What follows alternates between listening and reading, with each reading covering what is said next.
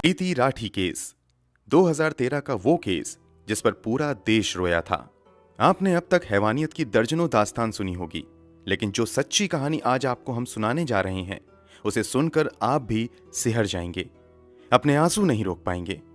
2013 में घटी इस घटना पर तब लगभग पूरा देश रोया था। इस केस की सुनवाई के दौरान मामले की पैरवी कर रहे वकील ने इस अपराध को महिला जाति के साथ की गई अब तक की सबसे बड़ी हैवानियत करार दिया था। वहीं इस केस की सुनवाई कर रही जज ने फैसला सुनाते समय ऐसी टिप्पणी की थी जिसे सुनकर हर किसी की आंखों में आंसू आ गए थे। आखिर यह घटना क्या थी और कहां घटी थी? इस केस की सुनवाई के दौरान जज ने क्या टिप्पणी की थी? इस केस में और क्या कुछ हुआ था? चलिए जानते हैं सब कुछ सिलसिलेवार तरीके से इस वीडियो में। तारीख थी 1 मई 2013। वैसे तो ये तारीख अधिकतर लोगों के लिए आम दिनों की ही तरह थी, मगर दिल्ली के नरेला में रहने वाली प्रीति राठी के लिए यह दिन बेहद खास था। आज पहली बार प्रीति दिल्ली के बाहर जा रही थी। पहली बार घर छोड़कर बाहर जाने की वजह से मन में थोड़ी घबराहट भी थी, लेकिन खुशी भी थी, क्योंकि प्रीति ने वो कारनामा किया था जिस पर उसके पूरे परिवार को नाज था। दरअसल 23 साल की प्रीति राठी ने दिल्ली से ही नर्सिंग की पढ़ाई की थी। पढ़ाई पूरी करने के बाद वो मिलिट्री हॉस्पिटल में नर्स बनना चाहती थी। इसके लिए उसने तैयारी भी शुरू कर दी थी। इसी दौरान इंडियन नेवी में नर्स की वैकेंसी निकली। प्रीति राठी ने भी इस जॉब के लिए अप्लाई किया और एग्जाम में शामिल हुई और सफल भी हुई। प्रीति नेवी में बतौर नर्सिंग ऑफिसर सिलेक्ट कर ली गई। अब सभी कागजी कार्रवाई पूरी हो चुकी थी और अब प्रीति को मुंबई के कोलाबा में स्थित नौसेना ऑफिस में रिपोर्ट करना था और उसे INS मुंबई में बतौर सेकंड लेफ्टिनेंट ड्यूटी ज्वाइन करनी थी। इसी वजह से प्रीति मुंबई जा रही थी। चूंकि परिवार की बेटी पहली बार दिल्ली से बाहर जा रही थी, इसलिए प्रीति को मुंबई तक छोड़ने पिता अमर सिंह राठी, चाचा विनोद कुमार दहिया और चाची सुनीता दहिया भी साथ में जा रहे थे। इन सभी को गरीब रथ एक्सप्रेस से मुंबई के बांद्रा स्टेशन पर पहुंचना था। तय समय पर 1 मई 2013 को ट्रेन दिल्ली के निजामुद्दीन स्टेशन पर आकर रुक जाती है। ट्रेन रुकते ही प्रीति अपने परिवार वालों के साथ जल्दी से ट्रेन में सवार हो जाती हैं और सभी अपनी अपनी सीट पर बैठ जाते हैं और ट्रेन अपनी मंजिल की तरफ बढ़ चलती है। इस ट्रेन में काफी भीड़ भाड़ थी। सीट पर जितने लोग थे वो तो थे ही, इसके अलावा काफी लोग खड़े भी थे, इसलिए बोगी के अंदर गहमा गहमी कुछ ज्यादा ही थी। ट्रेन के अंदर भीड़ के बीच एक युवक ऐसा भी था जिसने अपना चेहरा गमछे से छुपाया हुआ था और कैप पहना हुआ था। वो किसी से बातें नहीं कर रहा था, लेकिन कभी उठकर बाथरूम की तरफ जाता था तो कभी वापस आकर सीट पर बैठ जाता था और वो अक्सर प्रीति को झांकने की कोशिश करता था। ये बात प्रीति के परिवार वालों ने भी नोटिस की थी और वो कुछ ज्यादा ही सतर्क हो गए थे। खैर, भीड़ भाड़ और गहमा गहमी के बीच सभी लोग लगभग सो गए। रात यूं ही गुजर जाती है। सुबह होते ही सभी लोग उठ जाते हैं और इधर ट्रेन भी अपनी मंजिल की तरफ तेजी से बढ़ते हुए मुंबई पहुंच जाती है। अब तारीख बदलकर 2 मई 2013 हो चुकी थी। प्रीति और उसके परिवार वालों को बांद्रा टर्मिनल पर उतरना था। सुबह के 8:05 पर ट्रेन बांद्रा स्टेशन पहुंच जाती है और प्रीति, उसके पिता, चाचा और चाची सभी ट्रेन से उतर जाते हैं। यहां से अब सभी अपनी अगली मंजिल की तरफ बढ़ना शुरू कर देते हैं। ट्रेन से उतरने के बाद प्रीति थोड़ी थकी हुई महसूस कर रही थी, इसलिए वो थोड़ा धीरे धीरे चल रही थी, जबकि प्रीति के पिता और उसके चाचा चाची प्रीति से कुछ कदम आगे चल रहे थे। जब प्रीति ने देखा कि वो चलने में अपने पिता और चाचा चाची से काफी पीछे हो गई है, तो वो भी अपने कदम को तेजी से बढ़ाना शुरू कर देती है ताकि वो उन लोगों के पास पहुंच सके। अभी प्रीति ने अपने कदम तेजी से बढ़ाने शुरू ही किए थे कि अचानक प्रीति महसूस करती है कि किसी ने उसके कंधे पर पीछे से छुआ है।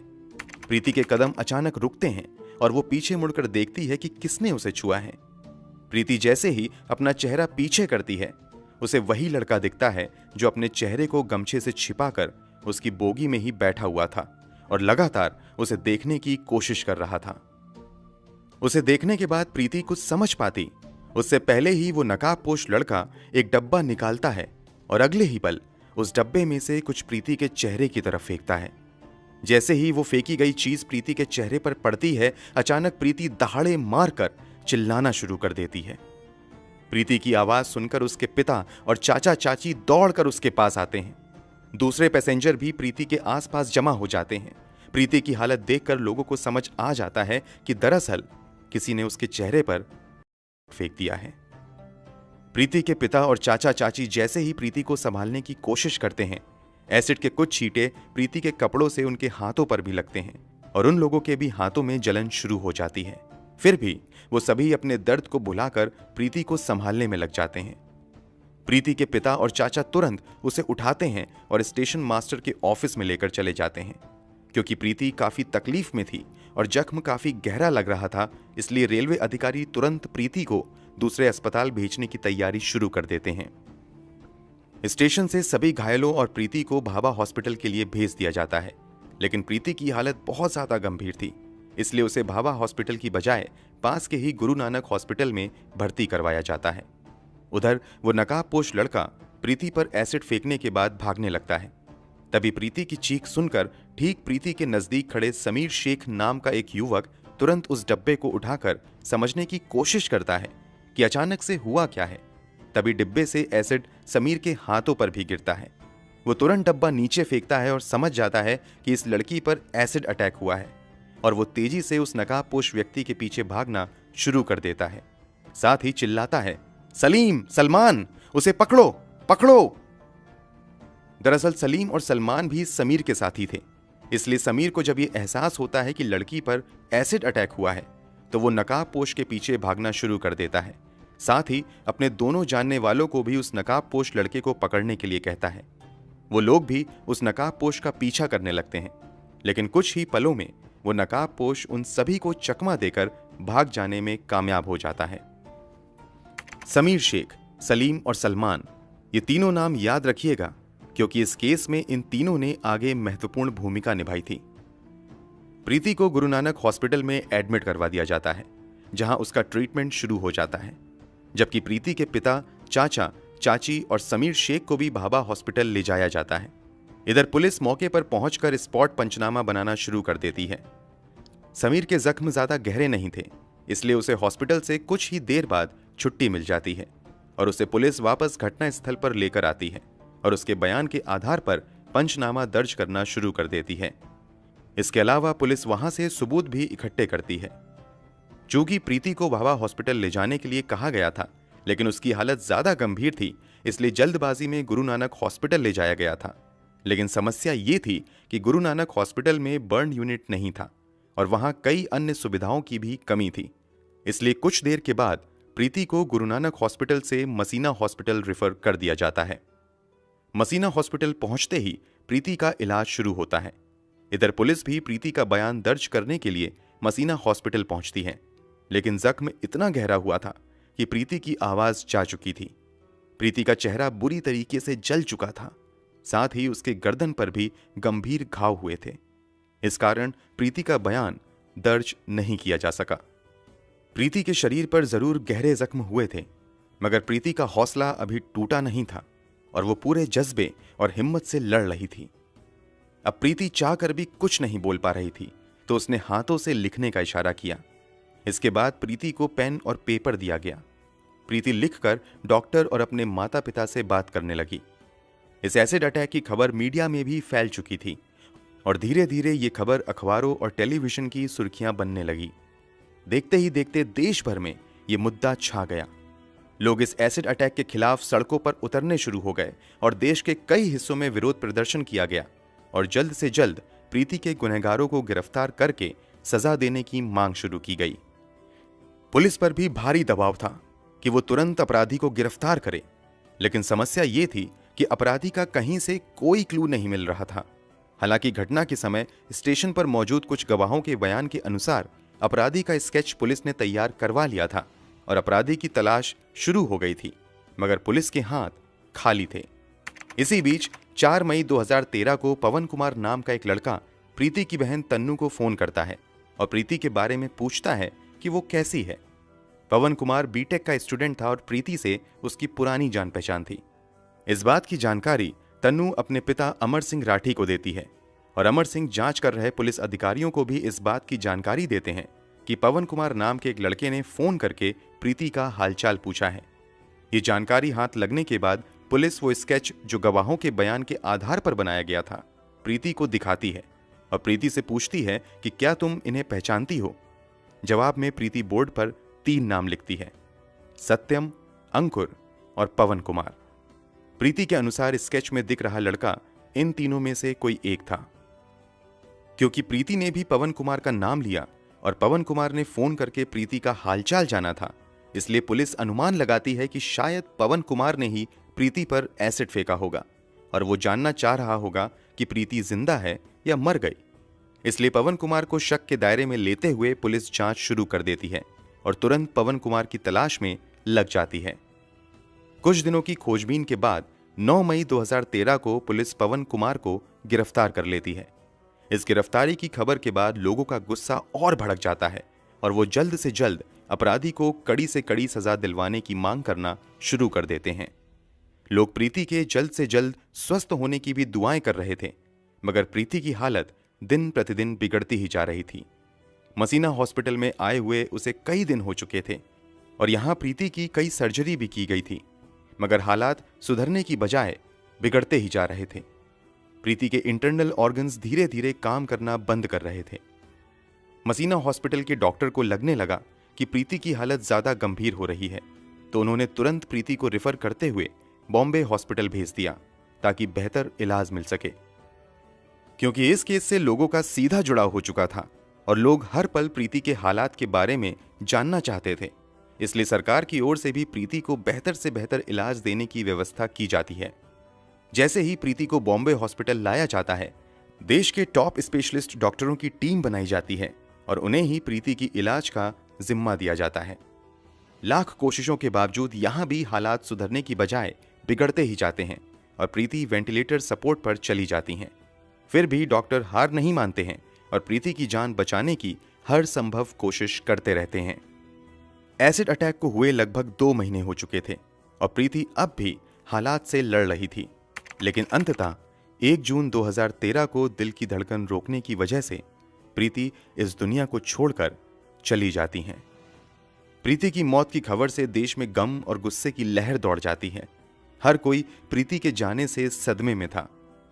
प्रीति की मौत के बाद पोस्टमार्टम किया जाता है और उसके शव को अंतिम संस्कार के लिए दिल्ली लाया जाता है, लेकिन प्रीति के घर वाले मामले की सीबीआई जांच की मांग करते हुए अंतिम संस्कार करने से मना कर देते हैं और प्रीति के शव के साथ ही एक प्रदर्शन रैली निकाली जाती है।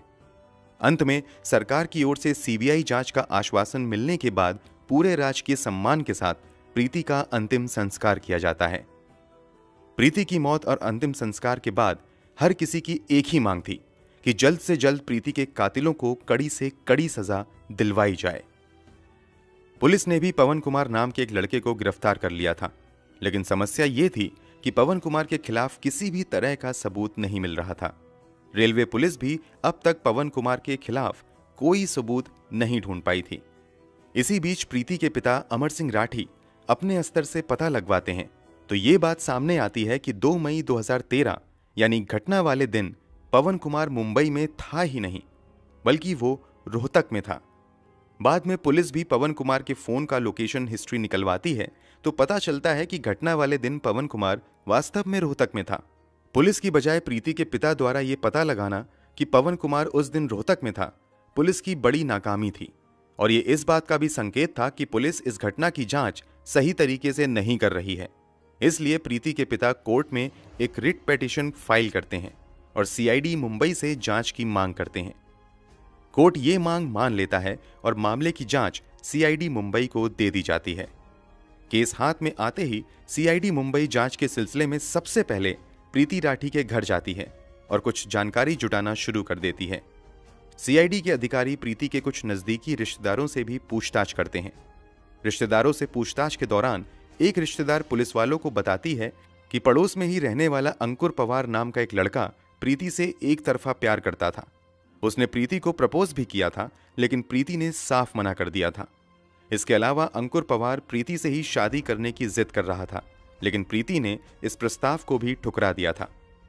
प्रीति के एक रिश्तेदार के मुताबिक इसी के बाद अंकुर ने प्रीति को अंजाम भुगतने की धमकी दी थी। पुलिस के लिए यह एक बड़ा क्लू था। पुलिस तुरंत अंकुर का पता लगाती है और उसे पूछताछ के लिए बुलाया जाता है। पुलिस अंकुर से पूछती है कि 1 मई 2013 को तुम कहां थे? इस पर अंकुर ठीक ढंग से जवाब नहीं दे पाता है और तुरंत अपने बयान बदलने लगता है।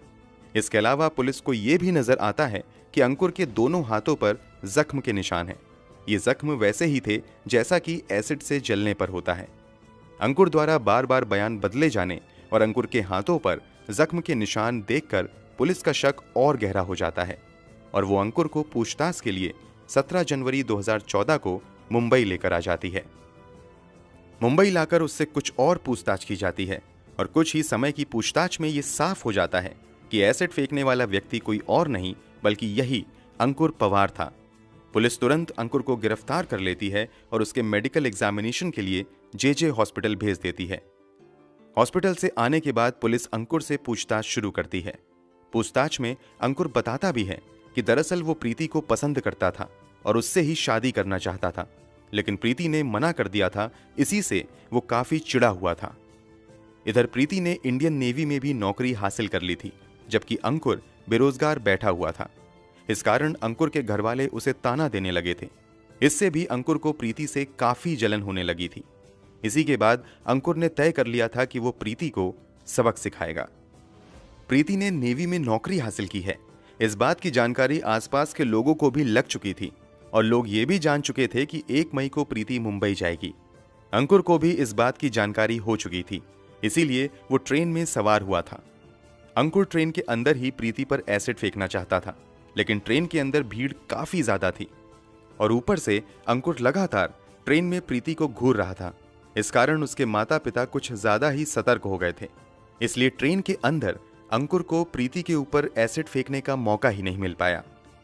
वैसे सुबह के 4 बजे अंकुर ट्रेन की टॉयलेट के पास भी जाकर खड़ा हुआ था कि अब अगर प्रीति यहां आए तो वो यहीं पर एसिड फेंक देगा, लेकिन प्रीति वहां नहीं आई, इसलिए अंकुर का प्लान यहां पर भी फेल हो गया।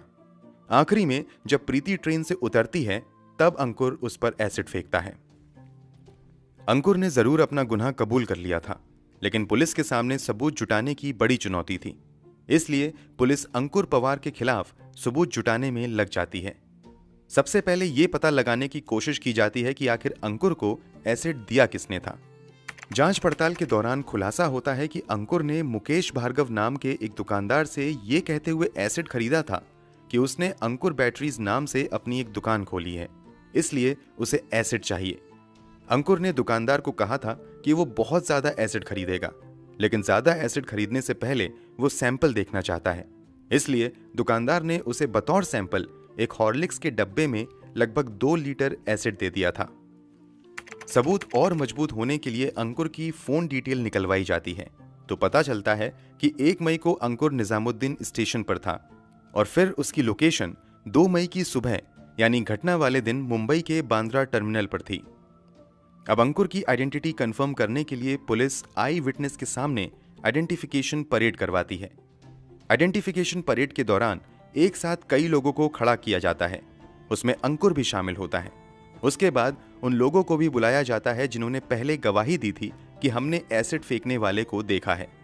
उन गवाहों में से समीर शेख, सलीम शेख और सलमान शेख अंकुर को देखते ही तुरंत पहचान लेते हैं और पुलिस वालों को बताते हैं कि ये वही लड़का है जो एसिड फेंकने के बाद भाग रहा था।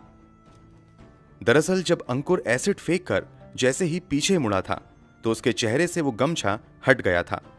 चूंकि समीर शेख ने ही सबसे पहले एसिड फेंकने वाले व्यक्ति को पकड़ने की कोशिश की थी और भागने के दौरान एक बार अंकुर पीछे मुड़ा था, इसलिए समीर शेख ने उसका चेहरा भी देख लिया था। इसके अलावा सलीम और सलमान भी अंकुर का चेहरा देख चुके थे, इसलिए परेड के दौरान इन दोनों ने भी उसे पहचान लिया। परेड के दौरान समीर इस बात की भी पुष्टि करता है कि पुलिस ने जो डब्बा घटनास्थल से बरामद किया था वही डब्बा उसने अंकुर के हाथ में भी देखा था। इन तीनों के अलावा पवन मालवीय नाम का भी एक व्यक्ति अंकुर की पहचान करता है।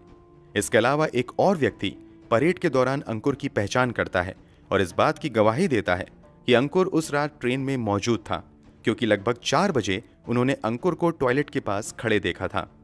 सभी पुख्ता सबूत जमा करने के बाद इस केस में अंकुर पवार को मुख्य आरोपी बनाते हुए चार्जशीट फाइल की जाती है और मामले की सुनवाई special city civil and session court greater Mumbai में शुरू होती है। ये जानकर आपका खून खौल जाएगा कि जब अंकुर को सुनवाई के लिए कोर्ट में लाया जाता है तो वो अक्सर मुस्कुराते हुए आता है। कई बार वो मुस्कुराते हुए विक्ट्री साइन दिखाता था। कोर्ट में सुनवाई के दौरान पुलिस की ओर से कुल 37 गवाह पेश किए जाते हैं। कोर्ट में भी आकर समीर, सलीम और सलमान शेख अंकुर की पहचान करते हुए गवाही देते हैं। सभी सबूतों और गवाहों को देखने के बाद आखिरकार स्पेशल कोर्ट द्वारा प्रीति राठी के अपराधी अंकुर पवार को आईपीसी की धारा 302 और धारा 326 बी के तहत दोषी पाते हुए मौत की सजा सुनाई जाती है और 5,000 का जुर्माना भी लगाती है। यह भारत के इतिहास में पहली बार था जब किसी एसिड अटैकर को फांसी की सजा सुनाई गई थी। इस मामले में पैरवी कर रहे स्पेशल पब्लिक प्रोसिक्यूटर एएम चिमलकर ने अंकुर की इस दरिंदगी को किसी भी महिला के खिलाफ की गई अब तक की सबसे बड़ी हैवानियत करार दिया था। वहीं इसी मामले की सुनवाई कर रहे जज ने फैसला सुनाते हुए टिप्पणी की थी कि इस एसिड अटैक की वजह से प्रीति का चेहरा इतनी बुरी तरीके से जल चुका था और इतना भयावह हो चुका था कि अगर प्रीति ने अपना चेहरा देख लिया होता तो शायद वो उसी दिन मर जाती। ये टिप्पणी अंकुर की दरिंदगी को बताने के लिए काफी है।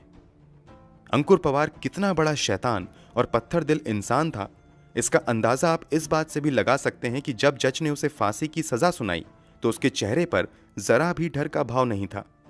उसने प्रीति के साथ जो कुछ भी किया उसे इसका भी अफसोस नहीं था। वो कोर्ट में बड़ी बेशर्मी से मुस्कुरा रहा था। उसकी ये क्रूर हंसी प्रीति के परिवार वालों के जख्म पर नमक जैसी थी। मुंबई सेशन कोर्ट से भले ही अंकुर को फांसी की सजा मिल गई, मगर अंकुर ने बॉम्बे हाई कोर्ट में इस फैसले के खिलाफ अपील कर दी। हाई कोर्ट में इस मामले की सुनवाई जस्टिस वीपी धर्माधिकारी और जस्टिस पीडी नायक कर रहे थे। इस मामले की लंबी सुनवाई के बाद जून 2019 में बॉम्बे हाई कोर्ट ने सेशन कोर्ट के फांसी के फैसले को उम्र कैद में बदल दिया। वैसे जिस दर्द से प्रीति गुजरी थी और जिस दर्द से प्रीति के माता पिता को गुजरना पड़ा, उस दर्द के सामने शायद उम्र कैद की सजा तो क्या, फांसी की सजा भी कम ही होती।